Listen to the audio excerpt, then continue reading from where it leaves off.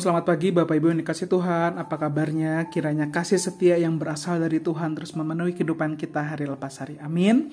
Bapak Ibu yang dikasih Tuhan, mari di pagi hari ini sebelum kita memulai kembali aktivitas kita setelah libur yang panjang, mari kita mengambil waktu teduh untuk kembali mendengar kebenaran firman Tuhan yang meneguhkan kehidupan kita hari ini. Lewat doa kita mulai di perenungan di pagi hari ini. Tuhan yang baik, kami mengucap syukur untuk pagi yang Tuhan beri karena kasih setia Tuhan pasti kami rasakan. Kiranya Tuhan berikan kami kekuatan untuk menyatakan, berikan kami kepekaan untuk membagikan kasih Kristus bagi siapapun yang Tuhan tempatkan dalam kehidupan kami.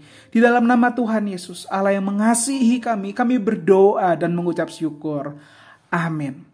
Bapak Ibu yang dikasih Tuhan, pagi hari ini saya ingin memulai dalam satu pertanyaan, seberapa penting fungsi rem di dalam kendaraan? Tentu jawabannya penting, bukan?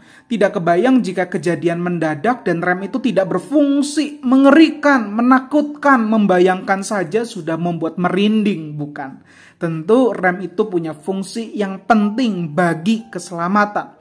Tapi pertanyaan di pagi hari ini, adakah kita punya rem di dalam kehidupan? Apa yang dapat memberhentikan kita untuk tidak melakukan kegiatan itu lagi? Terkadang jawabannya adalah penyesalan. Kalau sudah terjadi kecelakaan, baru kita ngeh bahwa itu berbahaya. Kalau sudah tidak terkendali, baru kita sadar tindakan itu ternyata melukai. Apa rem dalam kehidupan kita?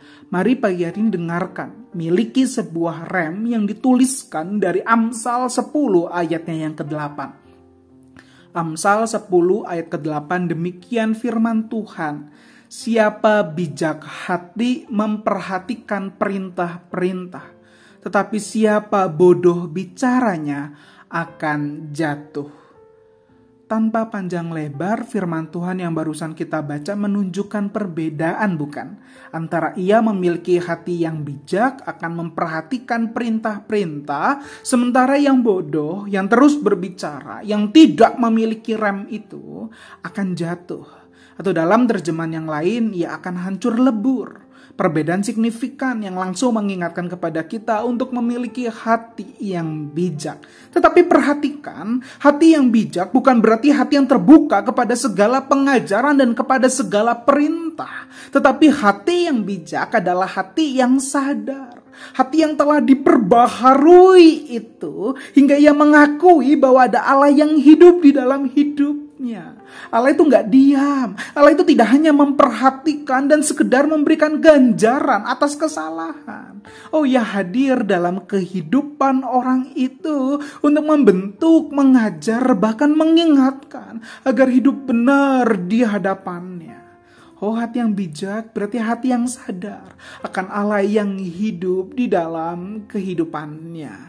Allah itu akan jadi rem yang memberikan keselamatan.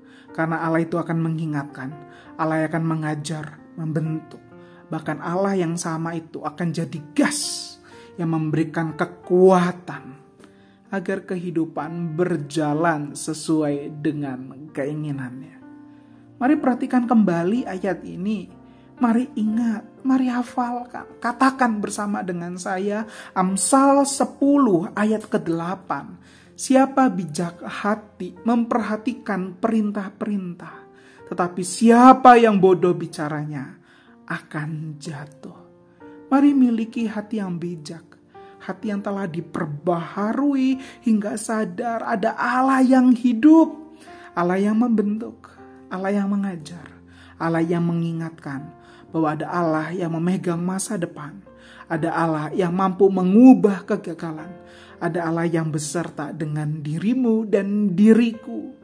Mulai hari ini sampai Tuhan datang kedua kali. Hingga hidup yang hari ini kita kerjakan. Bukan bicara penyesalan. Tapi bicara tentang Tuhan yang mengajar. Yang membentuk, mengubahkan kehidupan. Mari miliki. Mari kita nyatakan di dalam doa. Ucapan syukur untuk menjadikan Ia sebagai Allah yang hadir dalam kehidupan kita. Mari kita berdoa. Tuhan, kami mengucap syukur untuk kebenaran firman Tuhan yang kembali mengingatkan kami untuk memiliki hati yang bijaksana.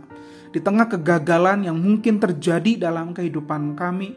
Tuhan, ajar kami di pagi hari ini untuk kembali memiliki hati yang bijak, hati yang sadar ada Allah yang berperkara di dalam hidup kami, Allah yang berperang, Allah yang nyata, hingga akhirnya kami mendapatkan ketenangan, kami mendapatkan keteduhan, kami mendapatkan kebijaksanaan untuk menyatakan apa yang Tuhan inginkan, sehingga kehidupan kami tak diisi dengan kemarahan, tidak diisi dengan penyesalan, tidak diisi dengan kemarahan, dengan omelan dan omelan, tapi hidup kami diisi dengan ucapan syukur karena kebaikan Tuhan kami nyatakan lewat cara berbicara kami. Tolong kami Tuhan, ingatkan kami Tuhan, karena Engkau adalah Allah yang hadir. Berikan kami kemampuan untuk mengerem, keberanian kami untuk mengegas, karena kami menyatakan apa yang Tuhan inginkan dalam kehidupan kami.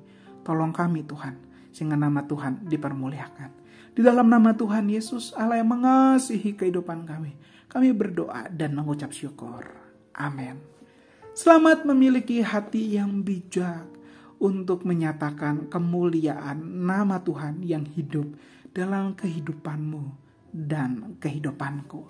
Soli Deo Gloria.